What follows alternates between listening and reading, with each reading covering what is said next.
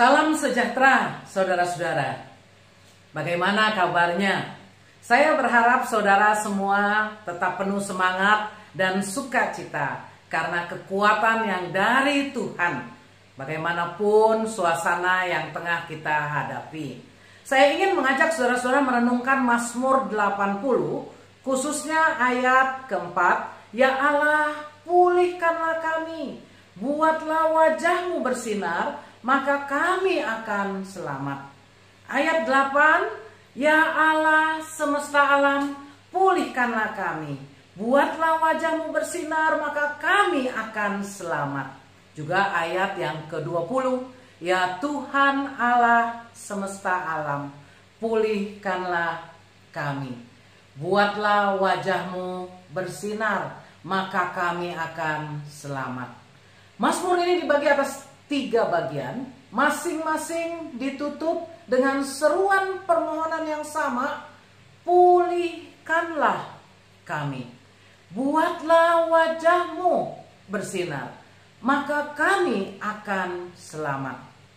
Pemazmur dalam kesulitan, bahkan kehancuran yang tengah dialami, tetap berharap pemulihan yang dari Tuhan. Pemazmur tidak meninggalkan Tuhan ataupun mencari sumber pertolongan yang lain. Pemazmur mengingat dan memperhatikan perbuatan-perbuatan Allah di masa lalu dalam sejarah Israel dan menggunakan metafor tentang Allah untuk melukiskan kepastian jaminan penyertaannya.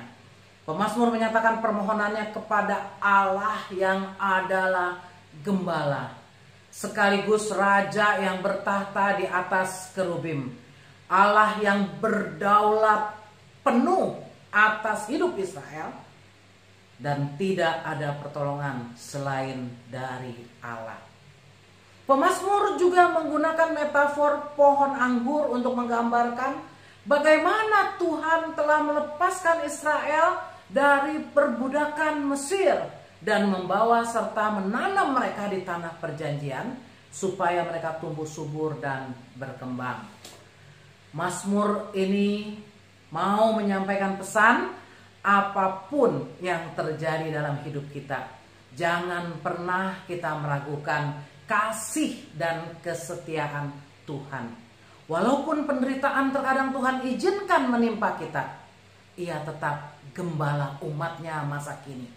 Dia tetap raja yang bertahta di atas kemuliaan, dan dia tetap pengusaha kebun anggur yang peduli akan miliknya. Berharap dan nantikanlah pertolongan dan pemulihan daripadanya. Bahkan Kristus Tuhan kita bukan hanya gembala yang menggiring domba-dombanya.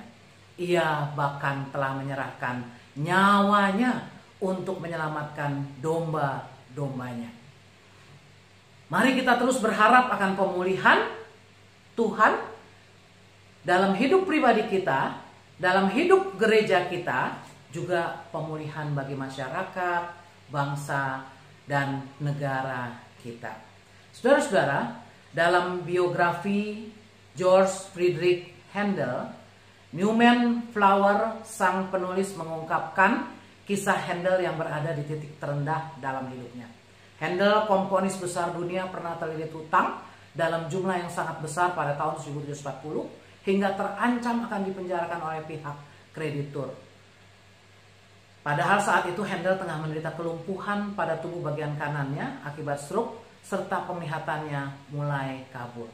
Dalam keadaan yang sangat terdesak, Handel pun memutuskan untuk datang meminta pertolongan kepada Tuhan. Dia berdoa selama berjam-jam di rumahnya di London. Pada akhirnya Tuhan pun menjawab doanya melalui seorang sahabat yang mengirimkannya sebuah naskah untuk opera atau oratorio yang berasal dari kitab Nabi Yesaya. Handel tergugah dengan naskah tersebut, kemudian mengubah sebuah oratorio yang terkenal. Kita kenal Mesaya. Pagelaran perdana oratorio Mesaya di Dublin, Irlandia, sukses dan menggugah. Pagelaran itu berhasil mengumpulkan dana yang sangat besar. yang bukan hanya membebaskan Hendra dari jerat hutang, namun juga bisa menolong orang-orang lain. Saudara-saudara, pertolongan Tuhan selalu datang tepat pada waktunya. Ada banyak cara Tuhan menolong dan memulihkan kita. Datanglah pada Tuhan dan berharaplah padanya. Biarlah lagu dari Mazmur 80 ini menjadi doa kita. Amin.